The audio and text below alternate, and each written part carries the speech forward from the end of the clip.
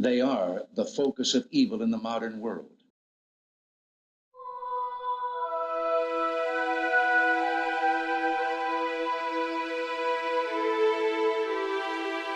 Think of this series of events, okay? September, Soviet air defense shoots down a Korean passenger jet. Evidence is that the Soviets really thought it was a US spy plane. Important lesson here, the Soviets were willing to shoot down a US spy plane that strayed into their territory. Later that month, it seems like suddenly the US has launched 5 ICBMs headed right for Soviet territory. Soviet leaders are woken up, they prepare to go to bunkers. Turns out at the last minute, this is a blip on Soviet satellites. Satellites weren't working, and there were just a couple of people between the Soviets reacting to a nuclear launch that wasn't a nuclear launch and thermonuclear war.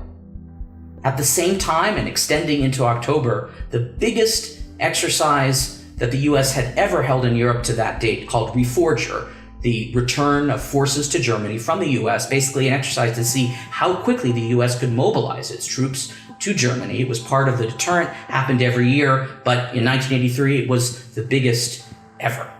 The US had developed secret technology that could blot out any communication between Soviet nuclear commanders and their forces in the field.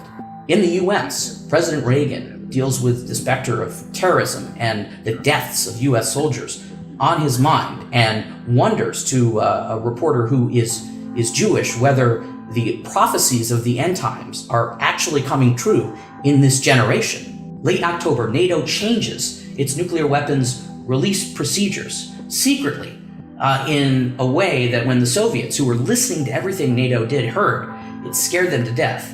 And then this nuclear command post exercise, again, supposed to be, said in the press to be just a command post exercise, but at nuclear custodial sites all across Europe, bases were locked down as part of the exercise. And even submarines in the Atlantic were DEFCON 3, rehearsing nuclear exercises. That had never happened before.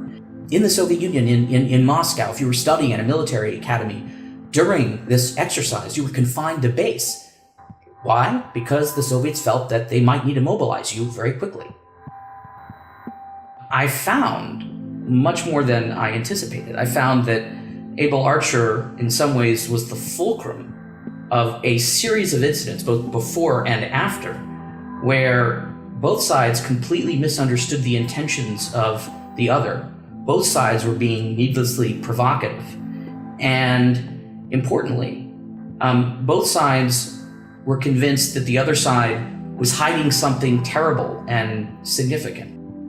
At the heart of the story are spies like the KGB's Oleg Gordievsky, who was a senior officer in Moscow spying for the Secret Intelligence Service, and who risked his life and his family's life and his livelihood to inform the Brits that what the US was doing in particular was needlessly provocative and pushing the world towards an accidental nuclear war. It's also the story of that 25-year-old US Army captain who is the custodial commander of an air artillery brigade in the Fulda Gap. And you are all that's between nuclear weapons with the destructive power maybe 15 times the size of Hiroshima, each of them, and the beginning of World War III. He's having to deal with everything from regular protests of the Greens around his custodial site, can't get in, can't get out, to people calling him and giving him literally the serial numbers of his nuclear weapons, which is scary. How would people possibly know the serial number of the nuclear weapons?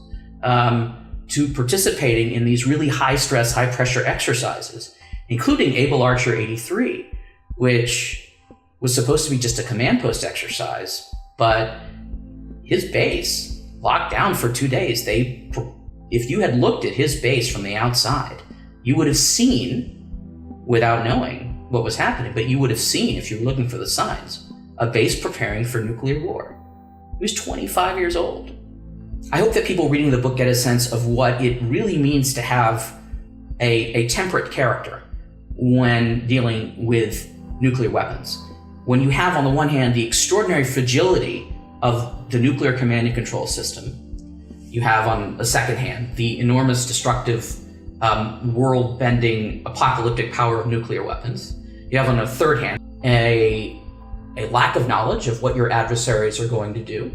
And on the fourth hand, you have all the cognitive biases that humans have. And you put that all together, selecting a president who is temperate and judicious, and humble about nuclear weapons is paramount, because the nuclear command and control system is a system. It's an emergent system. It's not humble. It is designed to go off. It is designed to launch. It is designed to go to war. It's not designed to give presidents decision-making time. It's not designed to get second opinions. And we see that today. There's been a lot of modernization of the nuclear command and control system since the 1980s. There are still significant problems with the system. I know a lot that I wasn't able to put in the book and wouldn't, about how fragile that system is and how vulnerable that system is to being spoofed even today. And of course, you think about what happened in Hawaii, where a civil defense message essentially convinced thousands and thousands of people that they were living their last breaths, because humans hadn't really considered how they should integrate these information technologies with existing warning systems. And we're far behind on that. And I think that the Brink makes the case that we have to think about these questions urgently, and we have to think about them often. And we have to put at the center a president's character.